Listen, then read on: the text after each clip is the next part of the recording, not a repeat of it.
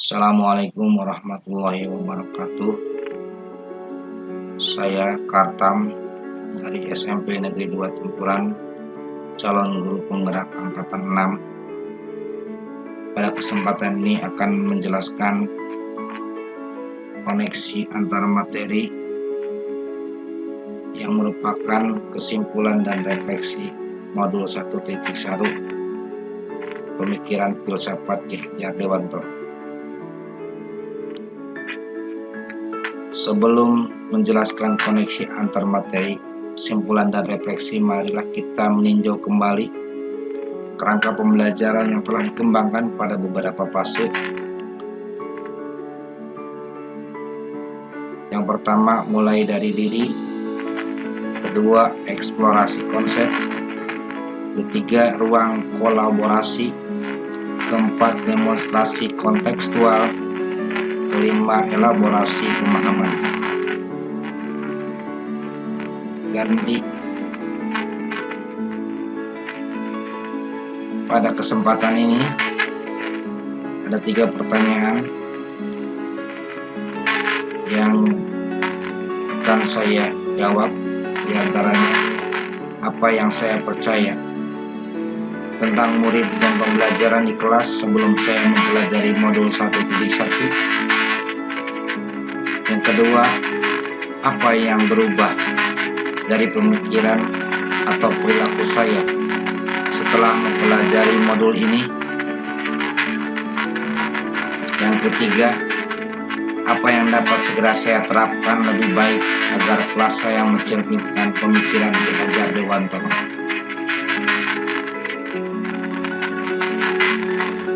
Pertanyaan pertama, apa yang saya percaya tentang murid dan pembelajaran di kelas sebelum saya mempelajari modul 1.1? Yaitu, saya sebagai guru sangat aktif di kelas, sedangkan siswa hanya menyimak materi saja.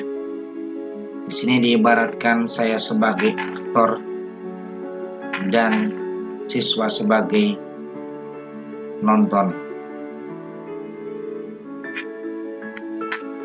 Yang kedua, siswa takut bertanya apabila diberi kesempatan oleh guru untuk bertanya.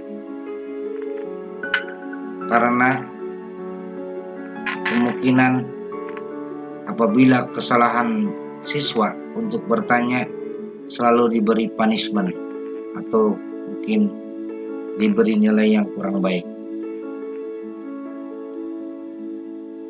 Yang ketiga, pembelajaran terfokus pada pencapaian materi sesuai dengan target kurikulum atau program semester, program tahunan, dan kompetensi ketuntasan minimum. Yang keempat, tidak adanya kesepakatan kelas pada awal pembelajaran.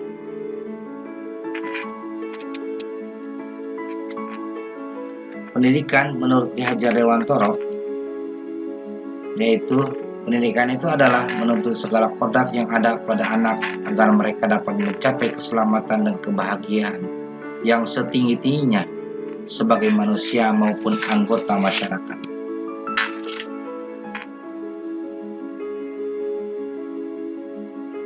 Apa yang berubah dari pemikiran atau perilaku saya setelah mempelajari modul ini?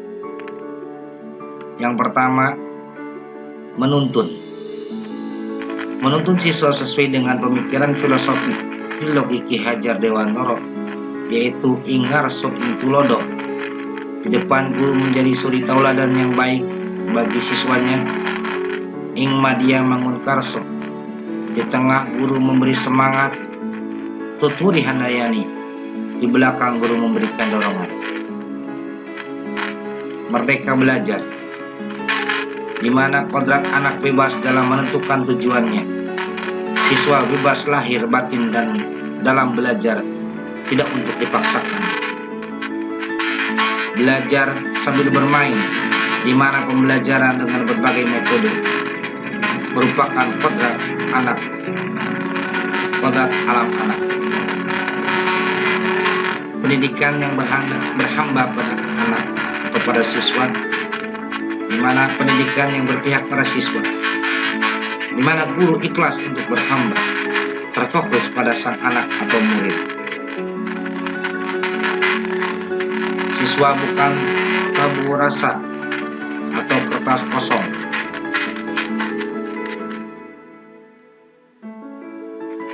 Sudah,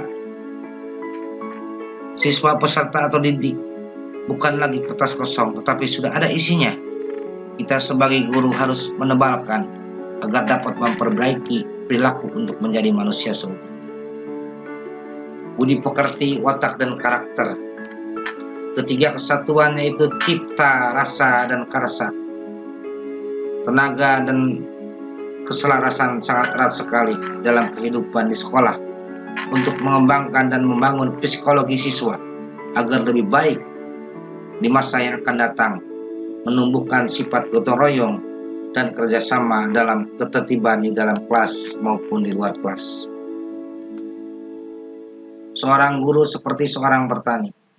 Diibaratkan guru itu seperti seorang petani, di mana seorang petani itu menyemai bibit dan kemudian memeliharanya, memupuknya, memperbaiki kondisi tanah, memberi air, dan membasmi hama-hama yang mengganggu tubuhnya tanaman.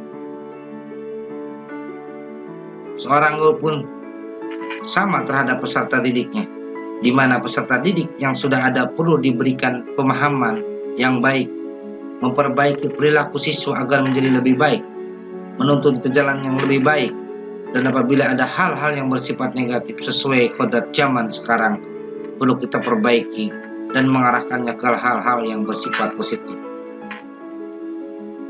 Apa yang dapat segera saya terapkan lebih baik agar kelas saya mencerminkan pemikiran Ki Hajar Dewantoro? Pertama adalah menerapkan trilogi Ki Hajar Dewantoro. Saya sebagai seorang guru atau among, maka saya akan menerapkan trilogi Ki Hajar Dewantoro kepada siswa, yaitu Ingarso ing tulodo. Depan saya sebagai guru harus menjadi teladan bagi siswa saya. Ing madya mangun karso, tengah saya seorang guru membangun semangat siswa dalam pembelajaran, tuturi handayani. Di belakang saya memberikan dorongan untuk mencapai tujuan dari siswa tersebut. Menuntun siswa sesuai kodratnya.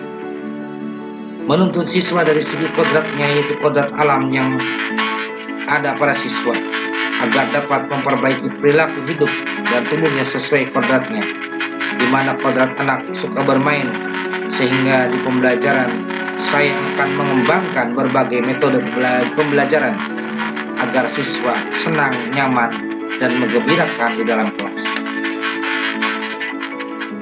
Pembelajaran menghamba pada siswa. Pembelajaran berfokus atau menghamba pada siswa. Sebagai seorang guru harus memberikan rasa nyaman, tentram, dan menyenangkan terhadap siswa di dalam kelas, membuat kesepakatan kelas agar menjadi tertib di dalam kelas. Menebalkan laku siswa. Dengan menebalkan laku siswa dengan kekuatan konteks sosial kultural di Jawa Barat, yaitu siswa harus memiliki karakter sebagai siswa yang belajar rasakan keadaan orang lain atau kasih sayang. Niti surti, belajar memahami keadaan orang lain. Nini harti, belajar melakukan hal-hal yang baik. Nini bukti, belajar hidup bersama dan berbakti kepada Tuhan dan negaranya. Nini bakti, dan siswa yang berguna bagi nusa, bangsa, dan agamanya. Nini jadi. Budi pekerti, watak, dan karakter. Budi pekerti, watak, dan karakter sangat erat sekali dalam kehidupan di sekolah maupun di kelas untuk mengembangkan dan membangun psikologi siswa agar lebih baik di masa yang akan datang, menumbuhkan sifat dan sikap gotong royong dan kerjasama dalam ketertiban di kelas maupun di luar kelas.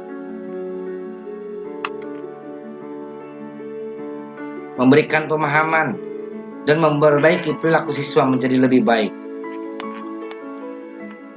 Saya sebagai seorang guru pun sama seperti seorang petani.